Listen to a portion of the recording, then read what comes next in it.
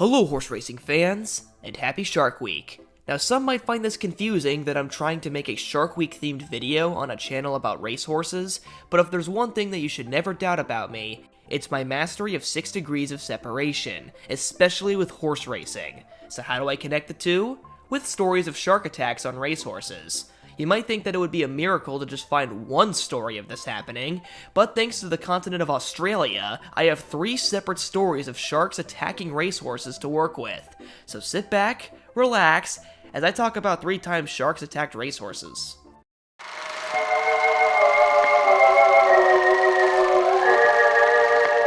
Nearly 100 years ago, on April 9th, 1926, a newspaper in Adelaide released a story about a racehorse named Orania. Before this, she had already gotten a bit of ink for her frequent participations in sprint handicap races in southern Australia, including at one point in the year having a 3-race winning streak.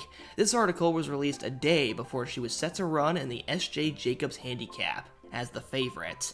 But before the race, her and 2 other horses, Finton and Corona's Hope, were given a workout between the Grange and Sephamore beaches in Adelaide, a good way of strengthening a horse's legs without straining them. El Scobie would be tasked to ride Orania through the beach. They formed a vertical line across the water until Orania lost patience and rushed to the lead, Scobie already struggling to stay on her. She was eager to say the least. But during this normal workout, while they were in nearly 4 feet of water, a fin suddenly appeared above the surface at full speed. It passed Finton and flew straight towards Orania. With one quick movement, the mare dodged it. The shark then retaliated with 2 more attacks right after the other, and they all missed. No horse was injured in this brief encounter, but they were all certainly worked up. Matson Jr., the son of Orania's trainer, who was riding Finton during the workout, got the best glimpse of the shark, describing it to be 12 feet long and 18 feet across the back. Certainly a possible size for a shark in Adelaide, which houses the famous but misunderstood great white shark.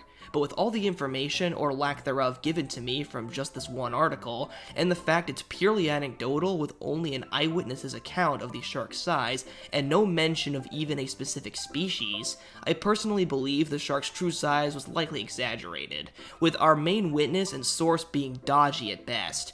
Eyes do deceive us, especially as a form of scale. And now, all that's left to answer is, how did she do in the S.J. Jacobs Handicap? With no injuries to any of the 3 horses, she raced as planned, leading the pack at the top of the stretch like she had always done.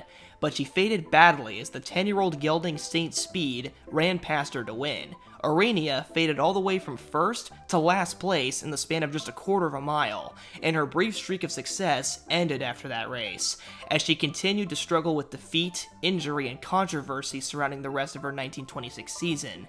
And to think, the start of her bad luck was a shark attack.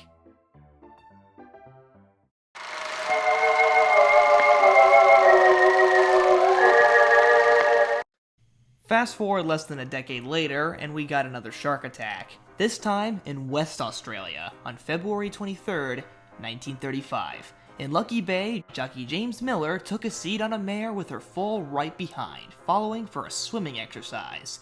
Things went well at the start, until they were 250 meters from shore, and had reached the deeper channel, forcing the mare to swim. And she was not very enthusiastic. She was rather cautious, sensing danger.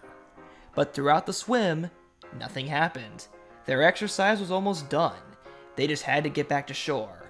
They barely passed the deeper part of the channel and were rapidly approaching the bank, but just 10 meters behind them was a dark figure that the jockey initially thought was a porpoise. Oh, how he wished. The idea faded rather fast when it turned and charged at the mare. James urged her as much as he could, and she responded with as much as she could, but the water was too deep for her to gallop.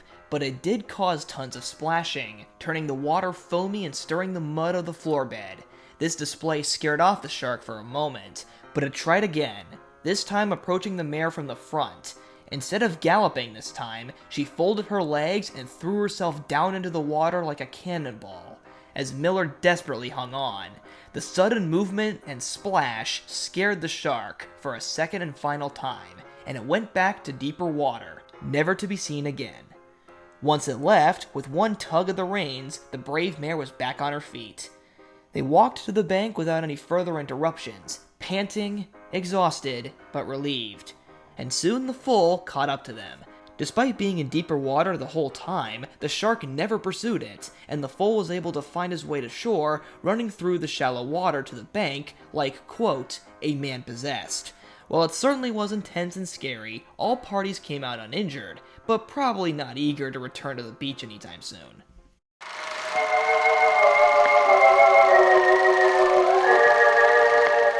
And now it's time for our last story, easily the most famous shark attack on a horse. That's a sentence, which occurred in 2005 to a standardbred pacer named Glen-burns Arm, a decent horse with 7 victories during his career. While it is not uncommon to have a racehorse be retired early due to injury, it usually comes from an injury sustained during a workout or race, not from a shark attack. But that's how Glen-burns Arm's career was cut short, during a workout in the Brisbane River. As mentioned before, swimming is considered a good way to strengthen a horse's legs. His trainer, Alan Treadwell, would stand on a bridge with a rope connected to the horse so that he could guide him as he swam. Things were going well until Glen-burns Arm began to thrash. It lasted only 15 seconds, but it likely felt longer as the horse fought for its life as an unknown force bit it in the hindquarters.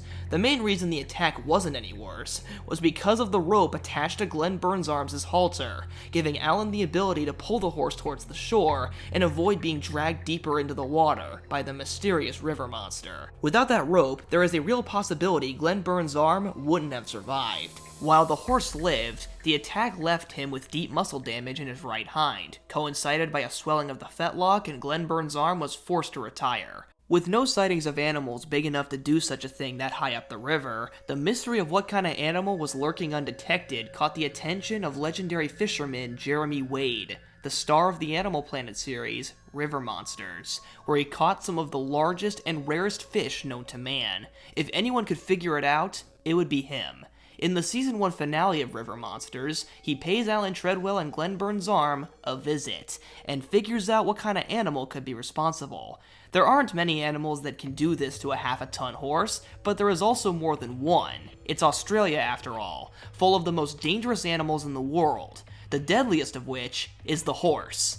The 2 primary suspects quickly became the saltwater crocodile and the bullshark, the most vicious river monsters in Brisbane.